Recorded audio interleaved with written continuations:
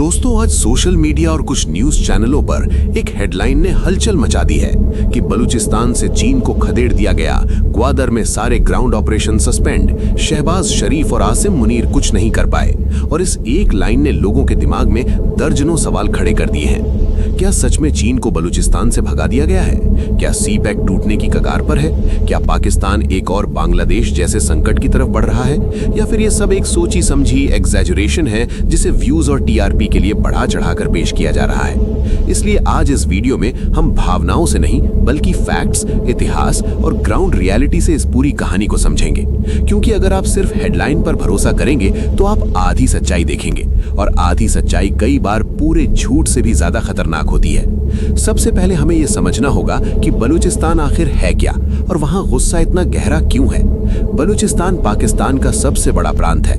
Area के हिसाब से लगभग 44% पाकिस्तान इसी एक प्रांत में फैला है, लेकिन यहाँ की आबादी सिर्फ 5% के आसपास है।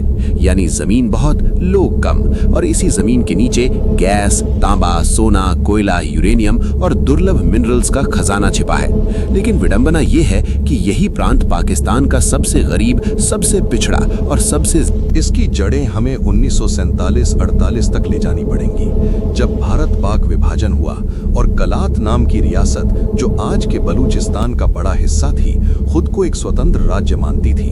खान ऑफ कलात ने पाकिस्तान में शामिल होने से इनकार किया था, लेकिन 1948 में पाकिस्तानी सेना ने सैन्य कार्रवाई करके कलात को जबरन पाकिस्तान में मिला लिया, और यहीं से बलूच असंतोष की कहानी शुरू हुई। इसके बाद 1958, 1962, 1973 और 2000 के दशक में बड़े बड़े बलूच विद्रोह हुए।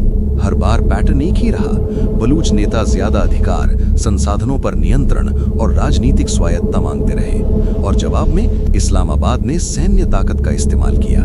2006 में जब नवाब अकबर बुगटी की एक सैन्य ऑपरेशन में मौत हुई तो ये संघर्ष और ज्यादा उग्र हो गया। इसी दौर में बलूच लिबरेशन आर्मी यानी BLA जैसे सशस्त्र संगठन और मजबूत हुए। अब कहानी में चीन की एंट्री होती है।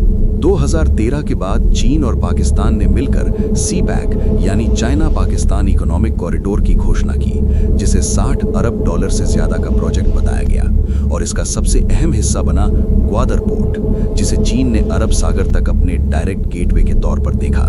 चीन के लिए ये सिर्फ एक पोर्ट नहीं था, बल्कि मलक्का स्ट्रेट पर निर्भरता कम करने, मिडिल ईस्ट से तेल लाने और बेल्ट एंड रोड इनिशिएटिव को मजबूती देने की रणनीति थी।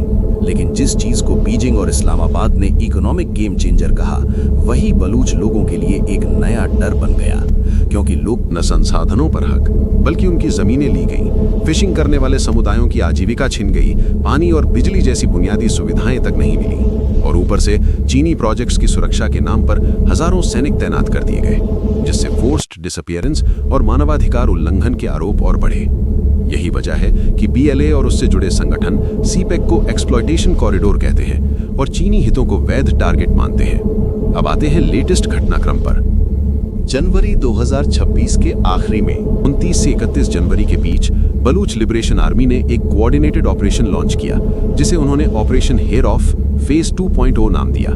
ये कोई एक जगह हुआ हमला नहीं था, बल्कि बलूचिस्तान के 10 से ज्यादा जिलों में लगभग एक साथ पुलिस स्टेशनों, मिलिट्री चेकपोस्ट्स, फ्रंटियर कॉप्स की पोस्ट्स और सीपैक से जुड़े टारगेट्स पर हमले किए गए। चीन ने ना तो सीपैक को छोड़ा है, ना ग्वादर पोर्ट को, बल्कि ये एक टेम्पररी सस्पेंशन है, यानी सुरक्षा रिव्यू तक का पॉज। वीडियो पसंद आया हो तो लाइक करें, शेयर करें और चैनल को सब्सक्राइब करें।